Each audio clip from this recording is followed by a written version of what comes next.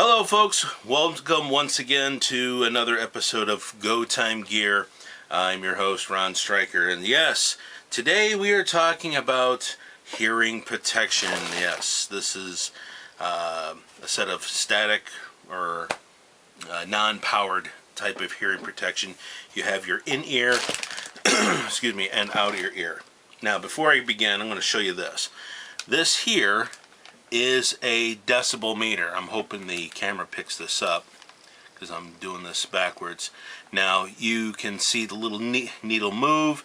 That's excuse me, that's because it's picking up my voice. Now if I talk real loud like this, not only you heard me on camera, but you also saw the numbers jump. Now the higher that excuse me, fighting a cold here. The higher the number, obviously the louder it is. So when you are picking out hearing protection, you want the highest decibel rating of protection. For example, let's leave this like so. I'm hoping this picks it up.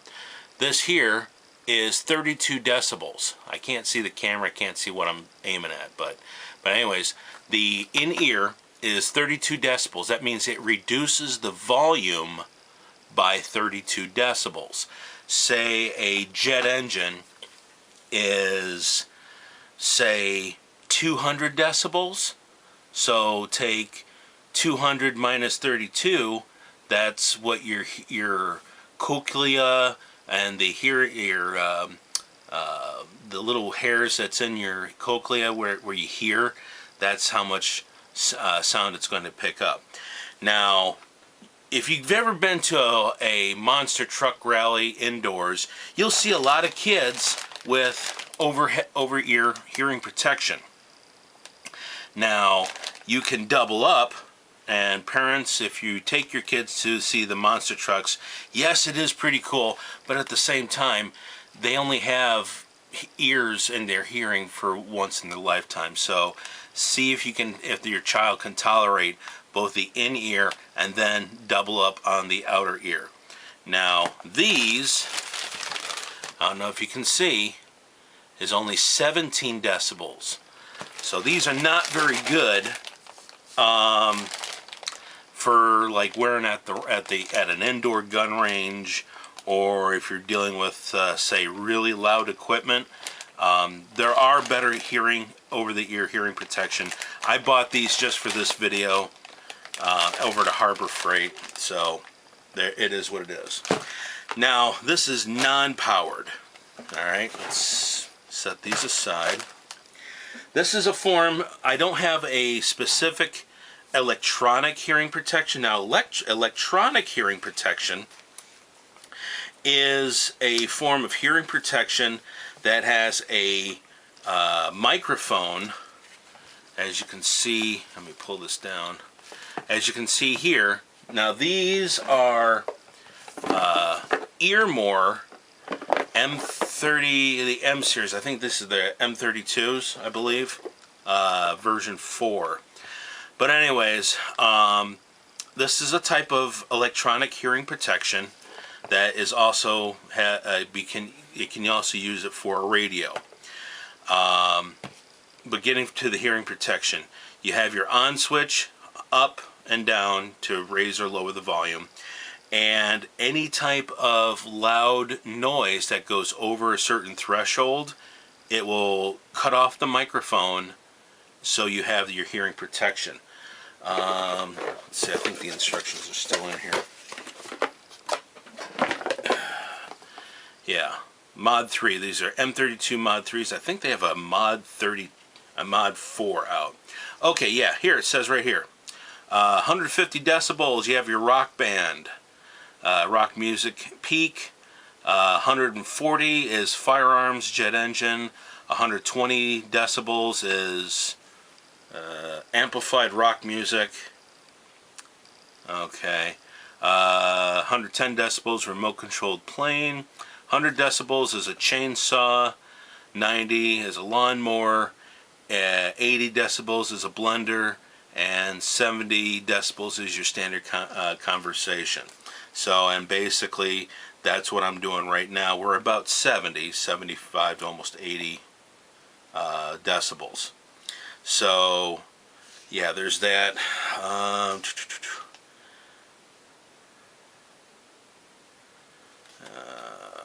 Let's see. Nothing like reading the instructions. But anyways, hopefully you saw that on camera, what I showed. So with this is your, now obviously this has got the microphone and the connection, but your, I think it's Howard Light Ear Pro that you find at, say, Walmart. Those have, those do not have the microphone, or yeah, the microphone to connect to a radio. Oh, I know what I was looking for. Looking for the maximum. Okay, these have a 22 decibel noise reduction. Not as good as these, but it's better than these. And also, you can connect it to a radio, but it's also electronic. So if you are in, say,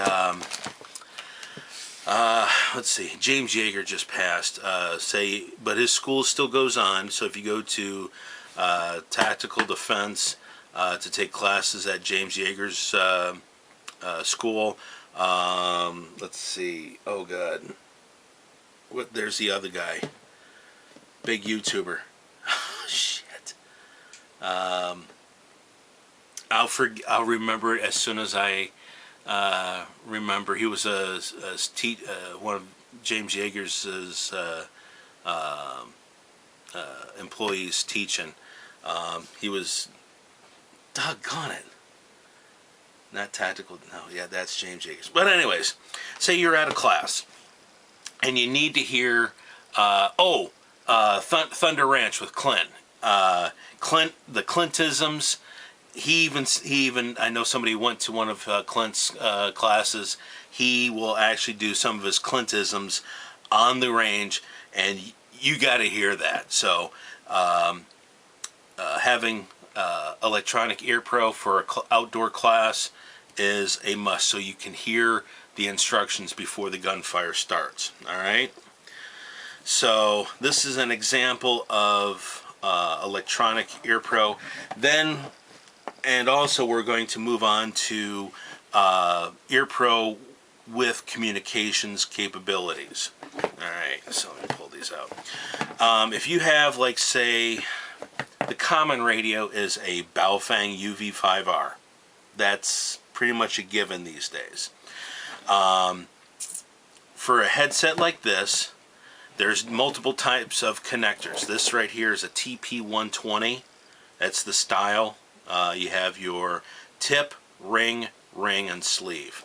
So that's more of electronics, and it's a little difficult to get into for anybody who doesn't know what I'm talking about. So anyways, for electronic ear pro that has communications, you're going to have your microphone input, let's see, let's do this like this.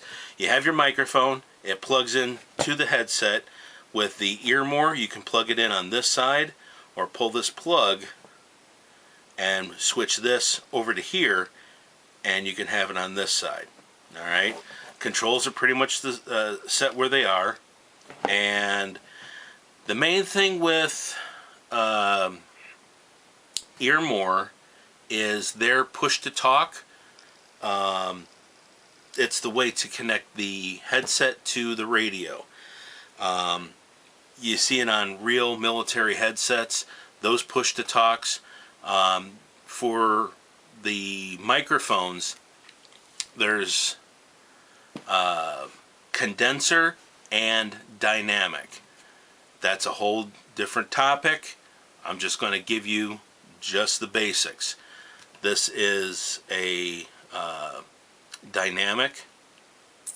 The condenser requires power. I could be wrong here, but anyways, The push-to-talk for a consumer grade is non-powered. Okay, that means whatever is talking into the microphone creates the electric current, which then feeds into the radio. All right, the military one feeds power to the microphone, and then it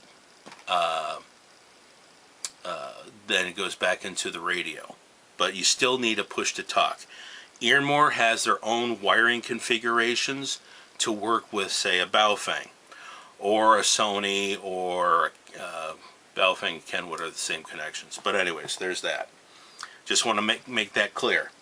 Now, if you're stepping up your game, let's set these here. This is my original set of professional headgear, or hearing electronic ear pro. These are MSA Swordens. These are, I bought these as military surplus because these were originally, and I'm going to show you this, these were originally for the U.S. military back in the early 2000s. There we go. Okay. On here, you have your TP120. And on this adapter, this is a TP120. However, Uncle Sam's infinite wisdom, they decided to use what they call a LEMO, L-E-M-O connector. Yeah, it's a funky design, while the TP120 is a standardized NATO. If you can, I found these on eBay as surplus. Now, if you are lucky enough to find these again, because whenever a batch of these were going up surplus, some were in working condition, some were not, but these were basically unissued. They were sitting in their box like this, and I don't know if you can read the part number, but that's the part number. There we go. That's the part number. And these are true MSN or MSA Swordens. So, now, if you do get these, there's a company in Florida, and I'll post the link in the description box. But anyways, this right here is what they call a crossover cable. 9 chances out of 10, but when you get these, and when you put in fresh batteries in the battery box, and you turn on if you have the correct push to talk. Now the push to talk for this will not work with this. Earmore makes their own special push to talk. There's a special push to talk for this because this is NATO wiring. This is not what NATO wiring. The connections are. Like I said, electronics, there's a lot of technicals to it. But anyways, because when these were stored for many years, they were stored with alkaline batteries already in them, and when they were issued to the individual soldier, they had the batteries in it. Okay, plug it in, you're good to go. This here's the battery box. The battery box our 9 chances out of 10 are corroded from the alkaline batteries. And this cable here and here, it goes up and over. I'll show you something next that will demonstrate. This is the crossover cable. The insulation on like this is still original. The insulation on the crossover cable breaks down over, say, 10-15 years at least, and depending on how long these were in storage, the insulation, the PVC vinyl, cracked and started crumbling.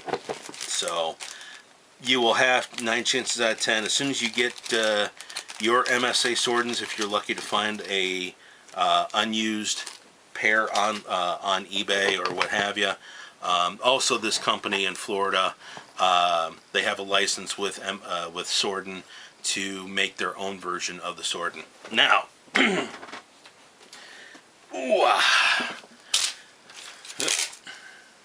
the hell? All right, this here is my ballistic helmet, and here we go. My rhino mount. This is the push to talk I was talking about. For this part goes into your Baofeng. This part, you know, plugs this in like so, and then you push to talk, release, and you're not talking. Now, if you are going to get yourself a bump helmet or a ballistic helmet, this is what you're probably going to have to do. And I got my dots all over this. You're going to have these mounts, because these are wrapped around. You're going to have to cut these, or basically totally disassemble these to get these wires off. And there's videos out there on how to do it. But anyways, these are specialized mounts that primarily work with the Peltors. You just cut the wires off and you attach these to here and so forth. Now, yeah, here's your crossover cable.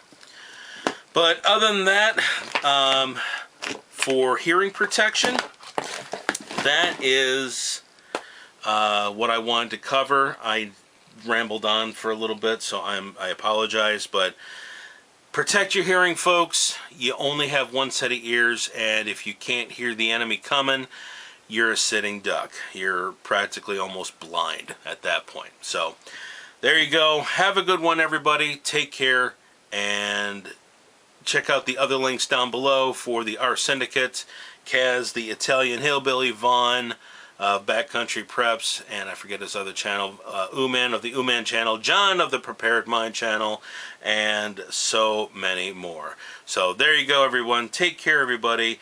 God bless, and folks, prep like your lives depend on it, because they do. See you next time.